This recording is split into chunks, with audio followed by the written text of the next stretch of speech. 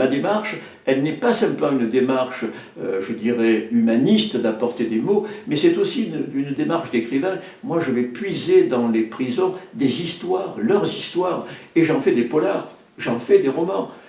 Alors, tu racontes plusieurs histoires, en particulier dans ces carnets de prison.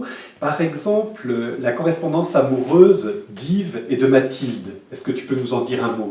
Yves et Mathilde. Yves, lui, n'avait pas de parloir, parce qu'il était là depuis 12 ans peut-être, et il n'avait plus de copine. Alors quand on n'a pas une copine, on est bien obligé de s'en inventer une.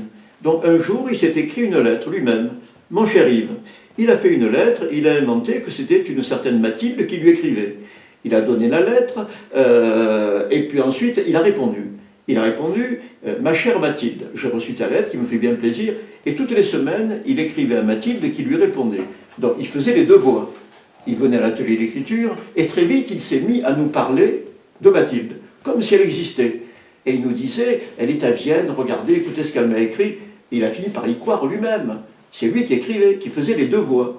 Et puis, comme cette femme était belle, il avait imaginé, bien sûr, une femme à sa mesure, une femme comme il la désirait, très belle. Et on est tous un peu tombés amoureux de Mathilde.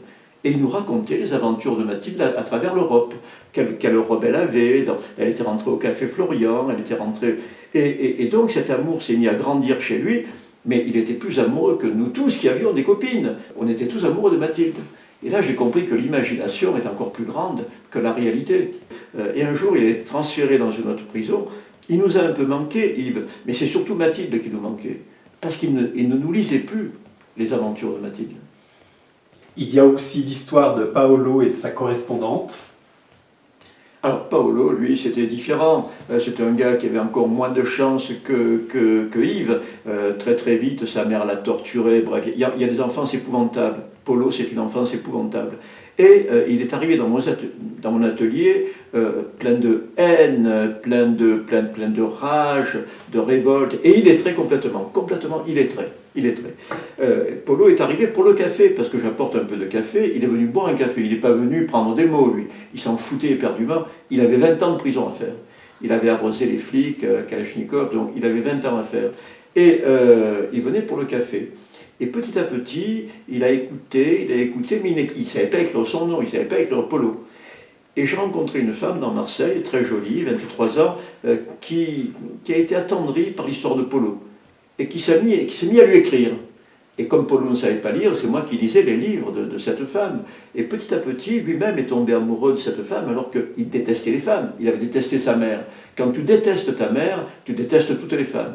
Et donc, quand une femme s'est mise à lui écrire, avec des mots profondément tendres et humains et affectueux, sa cuirasse d'homme plein de haine s'est déchirée. Et il s'est rendu compte qu'une femme, c'était autre chose qu'une mère tortionnaire. Et donc, à partir de là, il a compris qu'il fallait qu'il lise lui-même ses lettres. Il est allé voir l'instituteur, il a continué à venir dans mes ateliers, mais pour autre chose que le café. Il venait pour apprendre à lire et à écrire. Donc voilà, c'est des métamorphoses qui sont éblouissantes. Yves et Polo, ce sont des gens qui sont dans le béton, enterrés vivants, et qui, grâce à la littérature, non seulement vont voyager, mais vont tomber amoureux et vont rencontrer quelqu'un.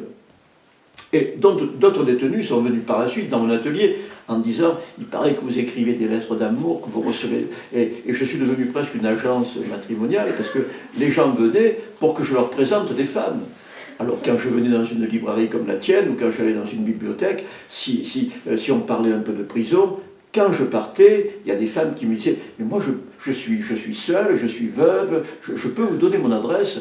Et donc j'apportais des adresses de veuves et de seules, et puis ensuite les détenus se faisaient des copines comme ça. Et il y a des couples, des gens qui sont mariés grâce à l'atelier d'écriture. Voilà, des adresses de femmes, c'est formidable ça. C'est plus important qu'un calibre. Pour s'évader, une femme qui t'écrit et qui t'attend, c'est plus important qu'un P38.